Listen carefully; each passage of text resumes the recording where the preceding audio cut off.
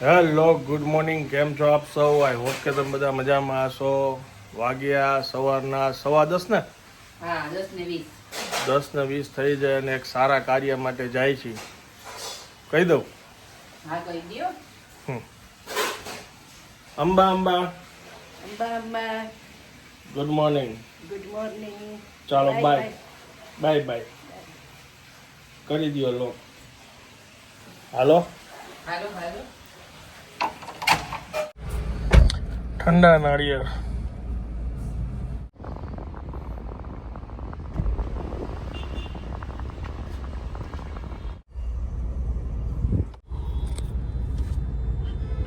ખૂબ ખૂબ અભિનંદન.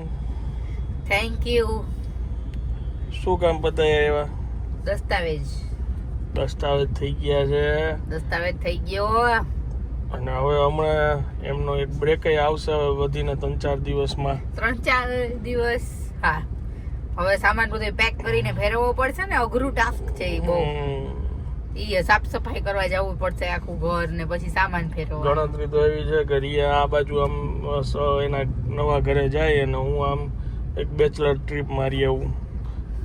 મને એકલું ગમશે નહીં. તમારા બેચલરો ભેગા થતા નથી માં તમે ક્યાં મારું કરશો?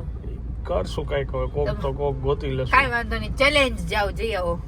શું ચેલેન્જ? પણ ગયા વખતે આવી ચેલેન્જ આપી ત્યારે જ તમે પહોંચ્યા હતા, એટલે મારે દર વખતે તમને ચેલેન્જ આપવી પડે ત્યારે જ તમે જાવ છો. આમ તો શું કે ડીઝલ નથી મળતું એવું બધા કહેતા હતા કે કેમ જાવ ડીઝલ વગર. સીએનજી માં હવે જોઉં છું તમે લોકો કેમ જાવ છો. મારે બધું ઘરે હજી કામ પતાવવાનું છે. ઘંટીઓ બંટીઓ લોટ ડબ્બા દળતી જાવ, શાક બાક લઈ આવું સાંજે. બધું જવાનું થાય તો વાંધો ન આવે ને. હજી તો વાર છે. હજી તો પેકિંગ નહીં, મમ્મી પેલા 2 રૂમ નું તો કરી નાખશે, રસોડાનું જ બાકી રાખશે. હું જાઉં ત્યારે કરશું. સરસ.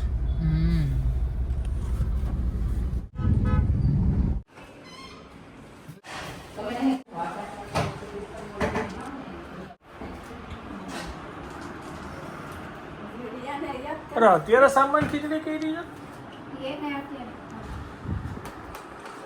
મગ નથી કર્યા? મગ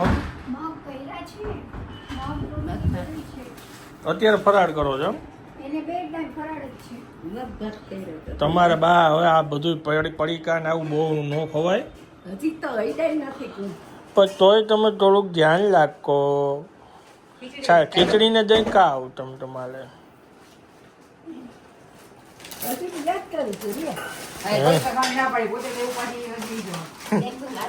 મારી ઉંમર 80 વર્ષ છે.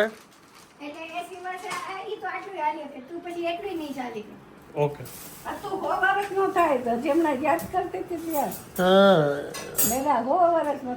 મારે ફોન બંધ છે.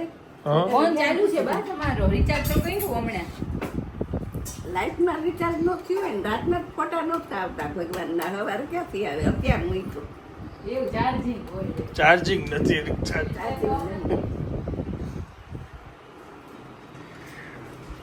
એ રાતે અહીં બહાર બેસવા આવે ને ત્યારે લેતા આવે ભેગું. આપણે કઈ માગવા તો ન હોય નહીં.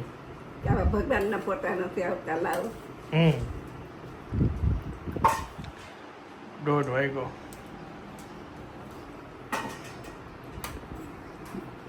મત તૈયાર જ છે, ગરમા ગરમ લેવું. મગ ને દહીં ખાઈશ અને પછી મગ ને ભાત કા મગ ને રોટલી, બેમાંથી એક. આજે મારું ભોજન.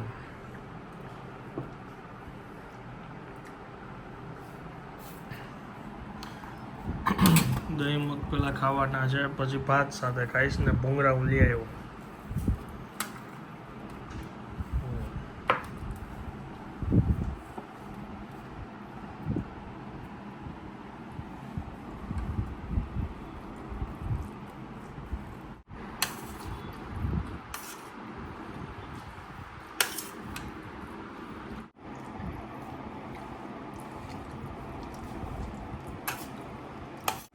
કેવા લઈ ગયા માગો? મસ્ત. ગરમીમાં દહીં વાળું ખાવાની મજા આવે. તો રોજ કઠોળ ને દહીં ખાવું છે? અલગ અલગ કઠોળ દહીં હારે ખાવાનું. ઓનલી મગજ આલે દહીં આલે. ચણાઈ હાલે. ચાલો બાય.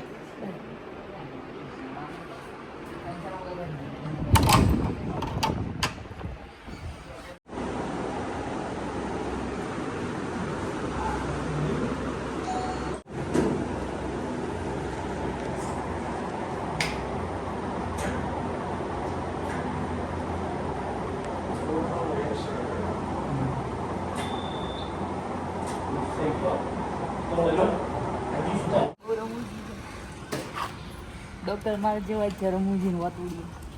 મને રેફરન્સ જે ડૉક્ટરનો મળ્યો હતો ને એ ડૉક્ટરને 2 દિવસથી અપોઇન્ટમેન્ટ લેવાની ટ્રાય કરતા નહોતું મળતું. પછી એક જગ્યાએ ગઈકાલે હું મોકટેલ જ્યાં પીતો હતો ને ત્યાં વાત થઈ ને રેસ્ટોરન્ટમાં, તો એમને કીધું કે આ ડૉક્ટર બહુ સારા છે. તો આજે એમને બતાવવા આવ્યો હતો. એજેડ છે પણ બહુ સારા ડૉક્ટર છે. હાલવામાં જે તકલીફ પડે ત્યાં તમારે અહીંયા સ્ક્રૂ મારો પછી સીટી સ્કેન કરાવ્યું ને કરો ચાલો.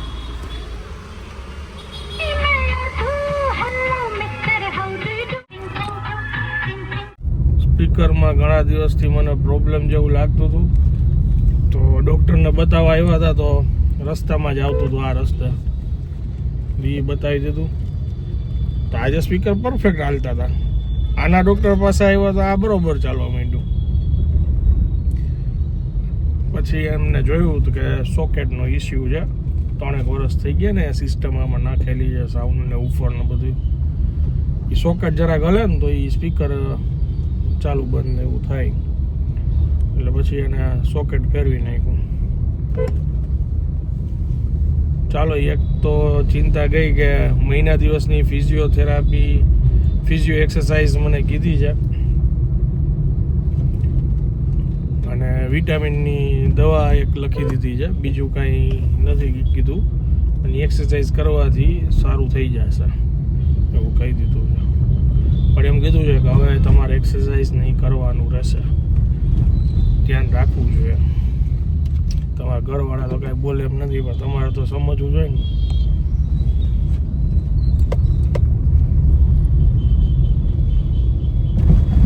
ઘરવાળાને મોઢું અત્યારે કંઈ બોલતા નથી એટલે કે 2 મિનિટ પહેલા હું ખીજાણો છું.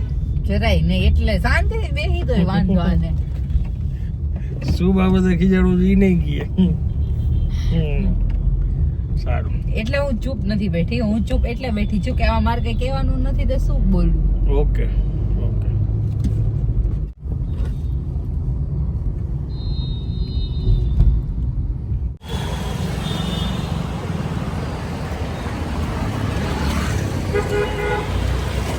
કોને રેલું જોયે રાખો બેટા બેટા?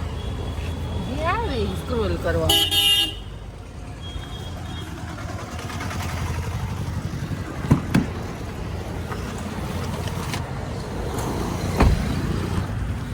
ચલો, કપડા આવી ગયા છે ગરમી સ્પેશિયલ અને દવાઈ આવી ગઈ છે. કા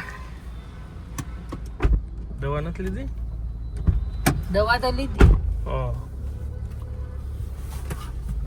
આ રોડ ઉપર બહુ ત્રાસ છે માંગવા વાળા બધાનો નહીં. જેટલા પ્રીમિયમ રોડ ની આ જોઈ ને ભાઈ.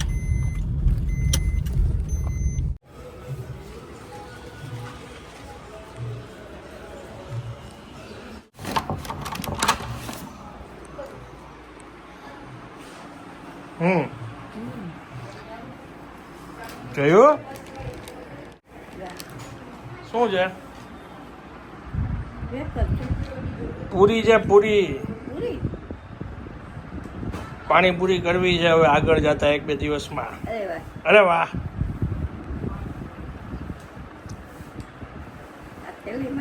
થેલીમાં મારા ગરમીમાં પહેરવા માટેના કપડાં. હમણાં કેમેરો બંધ થાય એટલે જરાક ખીજાઈ દેવું. અને દવા ડૉક્ટરને બતાવવા ગયો હતો ને. એક્સરસાઇઝ કીધી, ફિઝિયોથેરાપિસ્ટમાં જવાનું છે. ફિઝિયોથેરાપિસ્ટ પાસે જવાનું, એક્સરસાઇઝ કરવાની અને વિટામિનની દવા.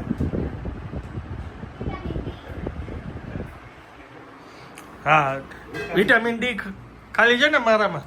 Vitamin D. ઓકે ઓકે, બધાને ખબર પડી ગઈ છે. Vitamin D. જોયું બધાએ જે રીતના વાતચીત કરી.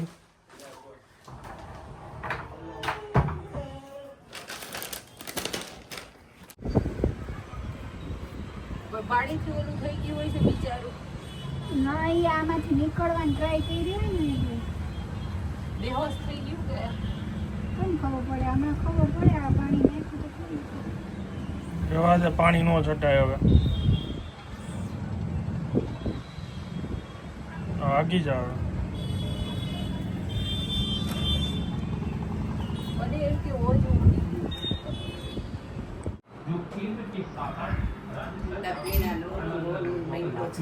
તમને બધાને એમ છે કે હું ખાલી એમને રોજ ટોક ટોક કરું છું. અત્યારે સાંભળો.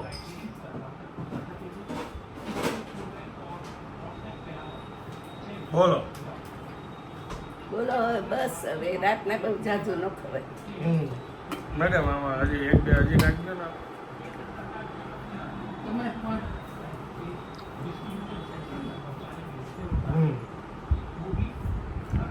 ડોક્ટરે બરાબર કીધું શું તમારે થોડુંક સ્ટ્રિક્ટ રહેવું પડશે કે ભાઈ હમ છેલ્લે ગઈ હતી ને અમારે સ્ટ્રિક્ટ થવું પડશે. હમણાં જ તે કીધું ને રાજાની જેમ જીવી લ્યો હજી. નાસ્તો રાજાની જેમ કરવાનો, રાત્રે ભિખારીની જેમ હા જમવાનું. પણ એ બધી વાર્તાઓ હમણાં કરતા તે શું કીધું મેં તને કીધું કે એક બે દી હું બતાવીશ તને. મેં તમને એમ કીધું કે હું બહુ સ્ટ્રિક્ટ ડાયટ આપણે પછી ફોલો કરવાનું, થોડુંક તો ફોલો કરવું પડે ને અત્યારે.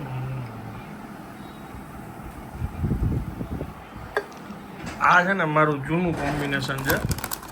બાલાજી સ્વીટ સોલ્ટેડ વેફર અને કોલ્ડ ડ્રિંક મજા આવે. મજા આવે પણ સવારે ખાવ તો બને.